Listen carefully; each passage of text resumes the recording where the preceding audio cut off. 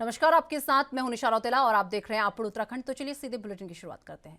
उत्तराखंड के हरिद्वार में देव संस्कृति विश्वविद्यालय गायत्री कुंज में आयोजित ज्ञान दीक्षा कार्यक्रम का आयोजन किया गया। कार्यक्रम में मुख्यमंत्री पुष्कर सिंह धामी ने शिरकत की और इस दौरान सीएम ने कहा कि जहां कोई भी आचार्य मार्गदर्शन देंगे तो आपको भी स्वयं का मार्गदर्शन करना है और अपने आप को साधने के लिए जहां यहाँ पर आचार्यगण सारे लोग आपको जहां मार्गदर्शन देंगे वहीं आपको स्वयं का भी मार्गदर्शन करना है। अपना मार्गदर्शन स्वयं करना है। कई बार ये लगता है हमको, बहुत बार बातों बातों में, और ऐसी जो बचपन होता है, आप सबका बचपन ही है, इस बचपन में बहुत बार जिनके मन थोड़ा चंचल होते हैं, हम लोग भी बचपन में बहुत चंचल थे। और मैं तो थोड़ा, जैसे आप लोग शिक्षार्थी हैं ना, शिक्षार्थी हैं, विद्यार्थी हैं, तो मैं थोड़ा सा आप लोगों से बड़ा मानता हूँ आयु अपने आप को, बहुत ज्यादा नहीं।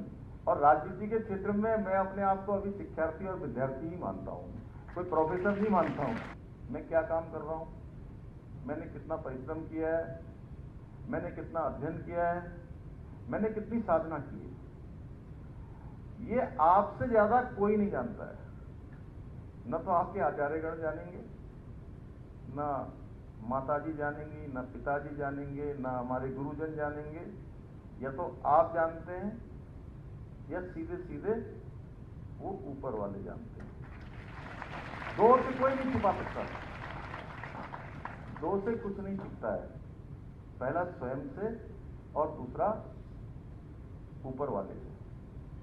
तो इसलिए हम दुनिया को कह सकते हैं कि हमने बहुत अध्ययन कर लिया, बहुत हमने परिश्रम कर लिया, कई बार होता है।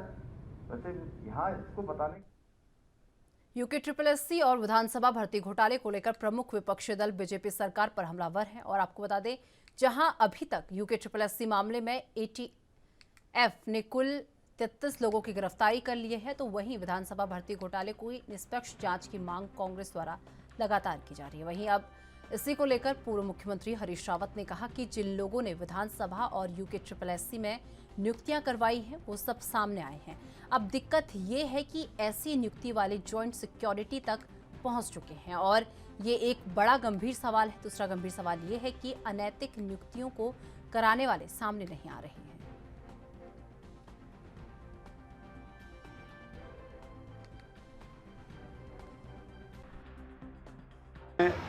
फिर स्पष्ट कर दे रहा हूँ।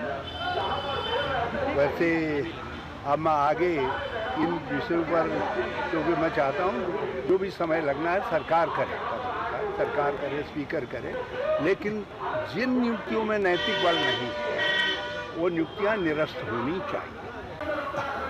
मैंने कहा इसमें जिन भी लोगों ने भी नियुक्तियाँ करवाई, प्रभावित की, वो सब भी सामने आना चाहिए। जिन नियुक्तियों में नहीं है वो सब नियुक्तियाँ। अब दिक्कत यह है, ऐसी नियुक्तियों वाले जो है जॉइंट सेक्रेटरी तक पहुंच चुके हैं। तो सर लगता है कि सभी निरस्त। और बड़ा गंभीर सवाल, और दूसरा गंभीर सवाल ये है कि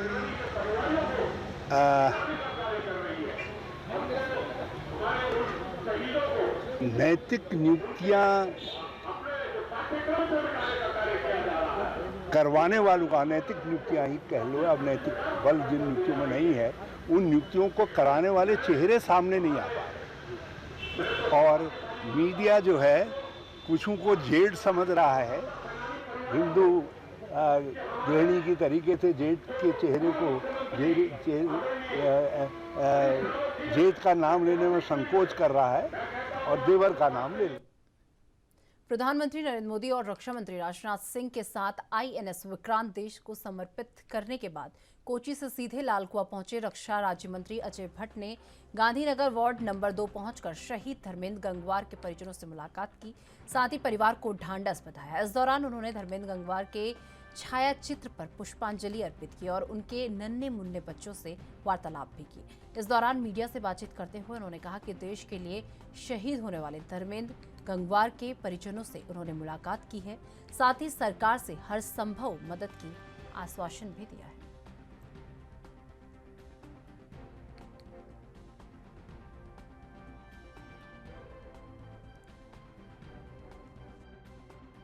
पूरी तरह से हर प्रकार की सहायता सरकार करती है। अभी तो क्रियाकर्म की जो अवधि है वो अभी 2-4 दिन और है। वो जब पूरा हो जाएगा, कागज़ बनने हमारे प्रारंभ हो जाते हैं। कहीं से कहीं कोई दिक्कत नहीं है। हमारे जितने भी शहीद होते हैं उनके लिए जो प्राविधान है उसके अंतर्गत सारी चीज़ों का प्राविधान है। हमारी जो उनकी पत्नी हैं उनके लिए पेंशन है, बच्चों का अलग से ध्यान होता है, उनकी कई चीज़ें ड्यूज होते हैं, वो ड्यूज मिलते हैं।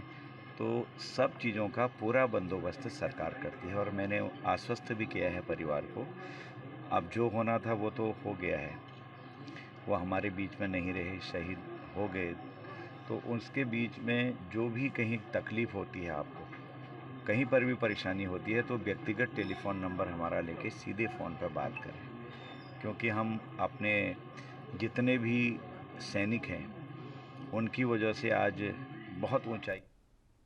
उत्तराखंड के नैनीताल में दीपक रावत ने नैनीताल की बुनियादी कही जाने वाले बीडी पांडे हॉस्पिटल का निरीक्षण किया और इस दौरान दीपक रावत ने बताया कि सिंचाई विभाग के द्वारा बलिया नाला के ट्रीटमेंट के लिए 202 करोड़ की डीपीआर बनाकर तैयार हो गई है। इसके आधार पर अब शासन के आदेशों के अनुरूप कार्य किया जाएगा। इस दौरान आयुक्त ने बलिया नाला भूस्खलन प्रभावित क्षेत्र का निरीक्षण किया।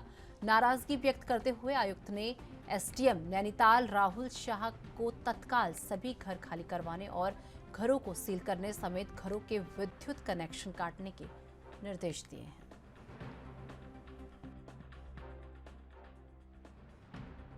था बेसिकली जो शहर में साफ़ सफाई उसकी व्यवस्था को लेके, और मैं ये देख रहा हूँ कि जो प्लास्टिक का कचरा है ये बड़ा कॉमन हो गया नैनीताल में दिखना, और जगह जगह दिखता है। उसके लिए कोई बहुत मेहनत नहीं करनी पड़ती, बड़ी आसानी से दिख जाता है। तो मेरे निर्देश यहाँ पे जो ईओ नगर पालिका है उनको ये हैं कि इनकी मॉनिटरिंग थोड़ा मुझे लगता है वीक है, इस पर ध्यान देना होगा, उनको स्वयं इस बात को देखना होगा।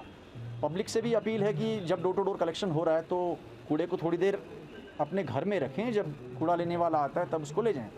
दूसरा, मैंने निर्माण सामग्री को लेकर भी थोड़ा सा सख्त निर्देश पुलिस को भी दिए हैं कि जो निर्माण सामग्री है, जो लोग घर बना रहे हैं, अच्छी बात है घर बना रहे हैं, लेकिन सड़क के ऊपर हम सीमेंट भी डाल दें, सरिया भी डाल दें, बजरी भी डाल दें, जिससे एक्सीडेंट्स भी हो सकते हैं, शहर भी गंदा दिखता है, वो नहीं होने चाहिए। कुछ मैं देख रहा था कि कबाड़ी की दुकानें एकदम शहर के बीचों बीच लग गई हैं, जो कि गलत है। अभी आपने देखा रुद्रपुर में बड़ी घटना हुई और एक लावारिस कबाड़ में कुछ ऐसी चीज़ मिली जिससे कि हेल्थ हैज़र्ड बहुत बड़ा हो सकता था, उसको हटाने के डायरेक्शंस दिए हैं।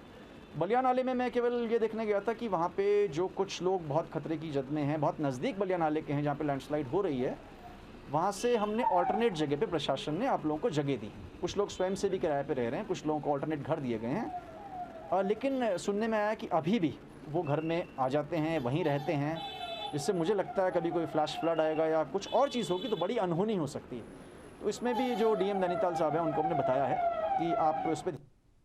प्रदेश की कैबिनेट मंत्री रेखा आर्य ने अल्मोड़ा विकास भवन में विकास कार्यों की समीक्षा बैठक की, जिसमें जनपद के सभी विभागों के अधिकारियों ने भाग लिया। इस दौरान उन्होंने सोमेश्वर विधानसभा में मुख्यमंत्री की घोषणाओं में होने वाले विकास कार्यों को गति नहीं मिलने पर विभागीय अधिकारियों को सख्त निर्देश दिए। वहीं अल्मोड़ा के भिकियाशैण में हुए हत्याकांड को लेकर उन्होंने कहा कि आरोपियों पर सख्त कार्रवाई होगी।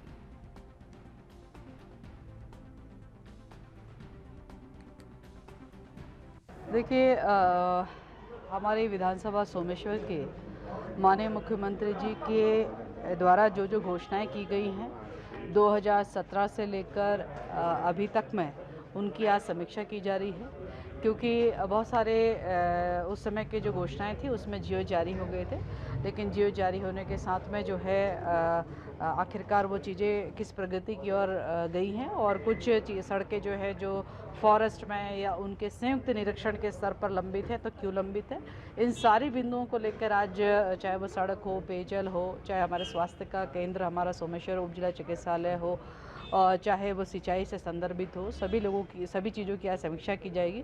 निश्चित रूप से इस समीक्षा के माध्यम से एक स्टेप ऊपर जो है उसकी प्रगति को आगे बढ़ाने का उद्देश्य है, ताकि शासन स्तर पर चीज़ें पहुँचे, वहाँ पर वित्तीय स्वीकृति मिले, और जो मुख्यमंत्री घोषणा है जो कि पहले भी लगभग 80% पूर्ण हुई है, जो शेष 20% है उसे पूर्ण करने का लक्ष्य है। मैम, अंतर्राज्यीय विवाद को लेकर जो ऑर्डर हुआ है उसको लेकर पुलिस की जो रवैया है उस पर बड़े सवाल उठ रहे हैं। एक हफ्ते पहले उन्होंने अपनी सुरक्षा के लिए पत्र लिख दिया गया था, अभी तक नहीं किया गया। देखिए, वर्तमान में मैंने पुलिस अधिकारी से ये बात स्पष्ट कही है कि इस प्रकरण में हो अथवा कोई सा भी प्रकरण हो, उसमें बहुत संवेदनशीलता के साथ में और एक बड़ा संदेश देने के दृष्टिकोण से और निष्पक्ष भाव से और कानून के दायरे में रहते हुए हम लोग कार्य।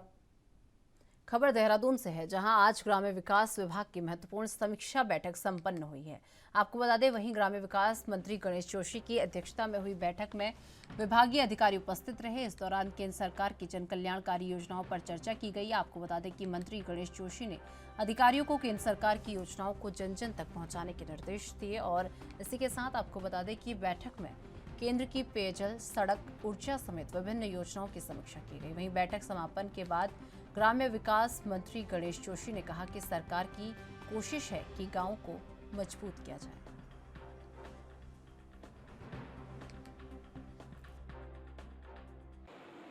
हमारा लक्ष्य केंद्र सरकार की जो योजनाएं हैं उसका सीधा सीधा लाभ पात्र लोगों को मिले और जो हमारा महिला सशक्तिकरण की जिसकी हम बात करते हैं और एनएलएम के माध्यम से हमारे जो स्वयं सहायता समूह काम कर रहे हैं कैसे वो और मजबूत, आर्थिक रूप से मजबूत हों। आज संबंध में आज मुझसे नीति आयोग के एडिशनल डायरेक्टर निधि पटेल से भी आज मेरी बैठक हुई थी, मेरे उससे मिलने आई थी। उसको हम फोकस कर रहे हैं और सौभाग्य की बात है कि उत्तराखंड और गुजरात को वो देखती हैं, उनका यहाँ से एक विशेष लगाव है। उन्होंने हमसे कहा है कि जो भी प्रोजेक्ट हम भारत सरकार को भेजेंगे वो स्वीकृत होंगे। इसलिए मैं आज अभी तक के कार्यों की प्रगति मैंने लेने के लिए मैंने बैठक रखी है और अधिकारियों से जो ग्रास रूट पे हमारे कर्मचारी काम करते हैं उनसे जो सुझाव आएंगे उसका प्रस्ताव बनाकर हम कोटद्वार में अवैध खनन के कारण धंसे सुखरू पुल को लेकर शनिवार को कांग्रेस कार्यकर्ताओं ने सुखरू पुल के ऊपर बैठकर धरना प्रदर्शन किया। महिला कांग्रेस की जिलाध्यक्ष गीता नेगी के नेतृत्व में हुए इस धरना प्रदर्शन में बड़ी संख्या में कांग्रेसी कार्यकर्ताओं ने हिस्सा लेकर प्रदेश सरकार के खिलाफ नारेबाजी की। इस अवसर पर बोलते हुए गीता नेगी ने कहा कि बीजेपी सरकार के राज में सुखरू नदी के पुल के पिल्लरों को खुलेआम बड़ी बड़ी मशीनों से खोदा गया है, जिसके कारण ये पुल धंस गया है। उधर दूसरी ओर इस अवसर पर यूथ कांग्रेस ने भी सुखरू पुल के धंसने पर अपनी कड़ी प्रतिक्रिया दी है।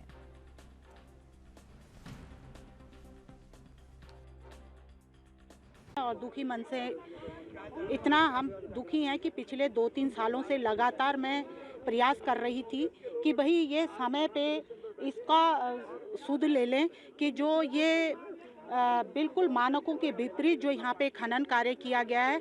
मैं चाहती हूँ कि तत्काल जो भी दोषी हैं उन पे सबसे पहले कार्रवाई की जाए, ठीक है। क्योंकि इसमें हुआ क्या, इन्होंने क्या है नीचे वाला पट्टा तो क्या है खनन के लिए खोल दिया, जबकि ऊपर की स्थिति आप देख रहे हो कि क्या स्थिति हो रखी है।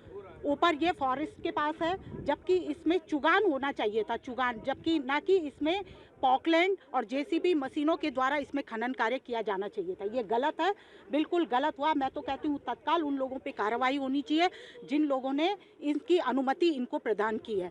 नंबर 2 बात कि होता है जैसे बरसात के टाइम पे ये सुखरू नदी है भयंकर रूप ले लेती है।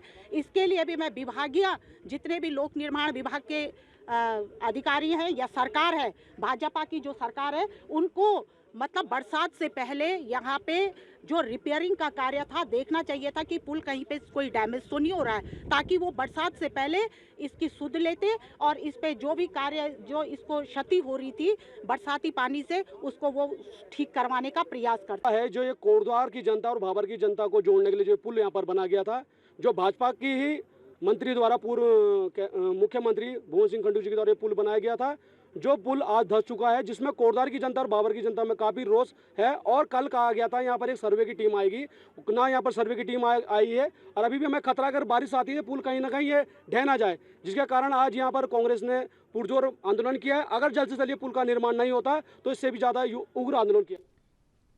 हरीश रावत ने विधानसभा में हुई परिवार और भाई भतीजावाद के आधार पर भर्ती को लेकर कहा कि अपने लोगों की भर्ती में किसी ने कोई अपराध नहीं किया और उनके पूरे परिवार के लोग भी बेरोजगार थे। हालांकि भर्ती घोटाले में संलिप्तता की जांच जरूरी है। वहीं हरदा की इस नापतोल वाली प्रतिक्रिया पर बीजेपी के प्रदेश प्रवक्ता विनय गोयल ने तंज कसते हुए कहा कि हरीश रावत के चरित्र को लोग बहुत अच्छी तरीके से जानते हैं। अब जब वो मुख्यमंत्री थे तो उनके कार्यकाल में खुलकर लेन देन हुआ।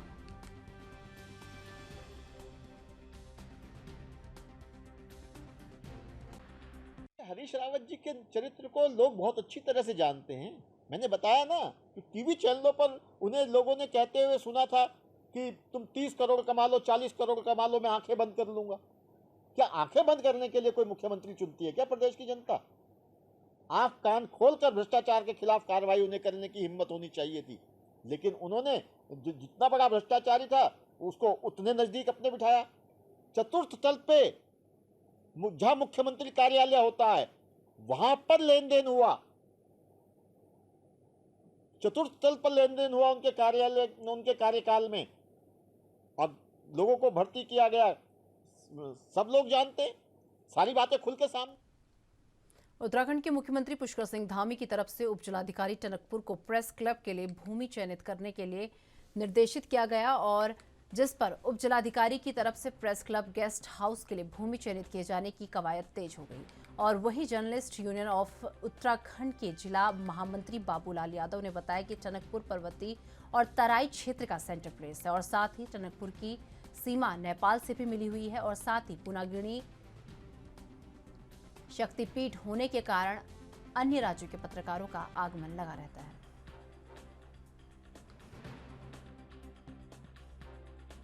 उत्तराखंड जर्नलिस्ट एसोसिएशन की जो नई शाखा का गठन हुआ है इस बार, उसमें दो मांगे मुख्य रखी गई थी।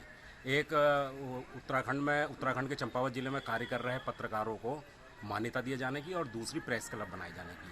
तो अभी मुख्यमंत्री कैंप कार्यालय के उद्घाटन के लिए जब माननीय पुष्कर सिंह धामी यहाँ पर आए थे तो जर्नलिस्ट एसोसिएशन ने एक ज्ञापन दिया और उसमें क्षेत्र के सभी पत्रकार मौजूद थे। तो उन्होंने मांग की थी यहाँ पर, क्योंकि ये सीमांत क्षेत्र है और पहाड़ और मैदानी क्षेत्र का जो है ये केंद्र बिंदु है यहाँ पे, और क्योंकि मुख्यमंत्री की विधानसभा होने के कारण यहाँ पर पत्रकारों का आवागमन भी बढ़ गया है। सेंटर स्तर के और नेशनल स्तर के पत्रकार यहाँ पर आने लगे हैं। लेकिन दिक्कत ये होती है कि जब ऐसे समय में वो आते हैं और वो धार्मिक स्थल है और मेला वगैरह चलता है तो यहाँ पर उनके ठहरने की कोई व्यवस्था नहीं होती। तो हमने माननीय मुख्यमंत्री से मांग की है कि यहाँ पर प्रेस क्लब का गठन करते हुए भूमि और भवन की व्यवस्था की जाए, और वो मांग उन्होंने मान ली है और इसके आदेश उन्होंने एसडीएम को दे दिए हैं भूमि चयनित करने के लिए, और बहुत जल्द यहाँ पर प्रेस क्लब अस्तित्व में आ जाएगा। उत्तराखंड जर्नलिस्ट एसोसिएशन की जो हमारी चंपावत ब्रांच है उनके द्वारा माननीय मुख्यमंत्री जी को अभी टनकपुर सीएम कैंप कार्यालय के उद्घाटन के समय एक ज्ञापन दिया गया था, जिसमें कि उन्होंने यहाँ पर एक प्रेस क्लब का ऑफिस और कुछ और इस बनाने के लिए ज़मीन की मांग की थी। इसके क्रम में मुख्यमंत्री महोदय द्वारा हमें इसमें निर्देशित किया गया था और हमने उनके निर्देशों के क्रम में कुछ जगहें चयनित करी हैं, जो कि हम अब यहाँ का जो लोकल एसोसिएशन है उनके साथ वहाँ पर भ्रमण करेंगे और फिर उसके बाद उन किसी। मुख्यमंत्री पुष्कर सिंह धामी के प्रयासों से चंपावत जिले के दूरसंचार नेटवर्क में जल्द ही आमूलचूल परिवर्तन होने जा रहा है। वर्षों से जिले के सीमांत क्षेत्र के विभिन्न गांवों में मोबाइल नेटवर्क की कमी विकास कार्यों में बाधक बन रही है और सीमावर्ती क्षेत्रों में कई स्थानों पर नेपाल का दूरसंचार तंत्र अधिक मजबूत होने और भारतीय नेटवर्क कमजोर होने के कारण सीमांत ग्रामीण नेपाली सिमों का प्रयोग करने के लिए मजबूर रहते हैं, और वही ये स्थिति होती है जब राष्ट्र की सुरक्षा के लिए भी खतरा बन जाती है। हाल ही में अपने दिल्ली प्रवास के दौरान मुख्यमंत्री ने केंद्रीय दूरसंचार मंत्री अश्विनी वैष्णव के समक्ष ये प्रकरण प्रमुखता से उठाया था। सीमा से लगे हुए जो ग्रामीण क्षेत्र हैं, यहाँ पर लंबे समय से मोबाइल नेटवर्क की बहुत समस्या चली आ रही थी। हाल ही में माननीय मुख्यमंत्री जी द्वारा दिल्ली में केंद्रीय दूरसंचार मंत्री जी से जो बातचीत हुई है, उसके क्रम में हमारे तहसील अंतर्गत जो दूरस्थ गांव हैं, जिनमें कि डांडा, कटनई, बुढ़म, तलियाबाज, मथियाबाज और पोत, कोटकेंद्री चूका इत्यादि जो गांव हैं जहां पर कि वर्तमान में मोबाइल नेटवर्क बहुत कमज़ोर है, वहां पर मोबाइल टावरों की स्वीकृति मिलने के बाद जल्दी ही वहां पर मोबाइल नेटवर्क को। उत्तराखंड के देहरादून में प्रदेश में बढ़ रही साइबर ठगी के प्रति लोगों को जागरूक करती नजर आ रही है और वहीं डीजीपी अशोक कुमार ने कहा कि हर व्यक्ति को जागरूक होना जरूरी है, क्योंकि आज के दौर में जिस प्रकार से साइबर ठगी हो रही है उससे कई प्रकार जो है सामने आ रहे हैं, उसके कई प्रकार सामने आ रहे हैं और कहा कि इस तरह के मामलों में पुलिस के द्वारा त्वरित कार्रवाई की जाती है। देखिए, लोगों को बहुत ज़्यादा जागरूक होने की ज़रूरत है। कोई भी फ्रेंड रिक्वेस्ट भेज रहा है बहुत सुंदर सा चेहरा लगा करके, अब आदमी को सोचना चाहिए ऐसे क्यों भेज रहे हैं, मुझे अलर्ट होना चाहिए कि जब किसी को बिना देखे बिना सोचे समझे ऐसे ही एक्सेप्ट कर लेंगे तो उसके थ्रू ये सेक्स एक्सटॉर्शन की पॉसिबिलिटी रहती है ऑनलाइन। अगर आप देखेंगे ये मोस्टली अकाउंट आप देखिएगा वो जिस दिन आपको रिक्वेस्ट आएगी उससे 1-2 हफ्ते पहले ही क्रिएट किए हुए होते हैं, वो लंबे नहीं होते और उनके फ्रेंड लिस्ट में भी 10-20 लोग दिखेंगे आपको, कोई उनकी ओर से पोस्ट भी नहीं होंगी। ये सब फेक अकाउंट्स होते हैं, इनके पीछे कोई और होता है जो एक्सटॉर्शनिस्ट है, जो साइबर क्रिमिनल है। तो इसलिए इनसे बचना है। और ऐसे ही हम अचानक से वीडियो कॉल करने लगते हैं, इतनी जल्दी आप किसी इतने दोस्त बन गए किसी के, कैसे आपने भरोसा कर लिया, जाने पीछे उसके कितना बड़े क्रिमिनल बैठा हो। तो हमें लोगों को अलर्ट होने की। ऋषिकेश के जयराम आश्रम होते हुए त्रिवेणी घाट जाने वाली संकरी रोड पर लगातार नो पार्किंग में वाहन खड़े किए जा रहे हैं। सबसे ज्यादा वाहन आस्था पथ के ऊपर बने होटल संचालन के द्वारा पर्यटकों के खड़े कराए जा रहे हैं और जिनकी वजह से मां गंगा के दर्शनों के लिए जाने वाले पैदल श्रद्धालुओं को भी परेशानी का सामना करना पड़ रहा है।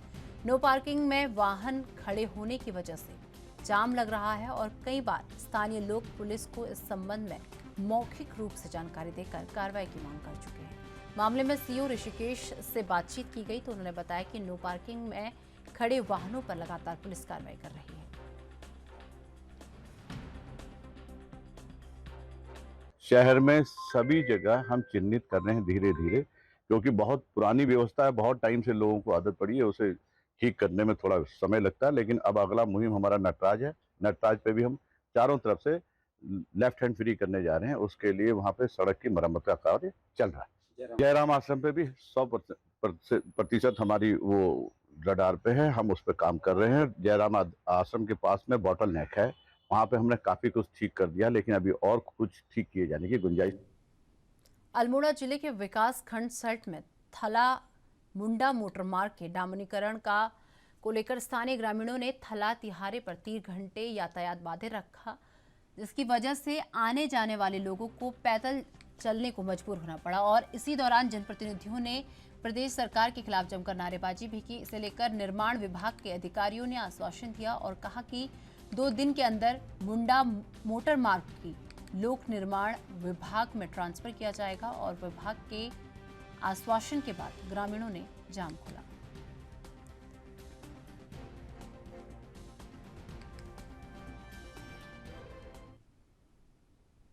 जनपद उधम सिंह नगर के वरिष्ठ पुलिस अधीक्षक के निर्देशानुसार जनपद में नशे के विरुद्ध अभियान चलाया जा रहा है, जिसमें पुलिस द्वारा नशा कारोबारियों के खिलाफ लगातार कार्रवाई की जा रही है और कार्रवाई के दौरान जसपुर कोतवाली क्षेत्र अंतर्गत मोहल्ला पट्टी चौहान जसपुर से पुलिस टीम के 2 तस्करों को 4.6 ग्राम स्मैक के साथ गिरफ्तार किया गया है। बहरहाल दोनों आरोपियों को पुलिस ने NDPS एक्ट के तहत मामला दर्ज कर कार्रवाई शुरू कर दी है।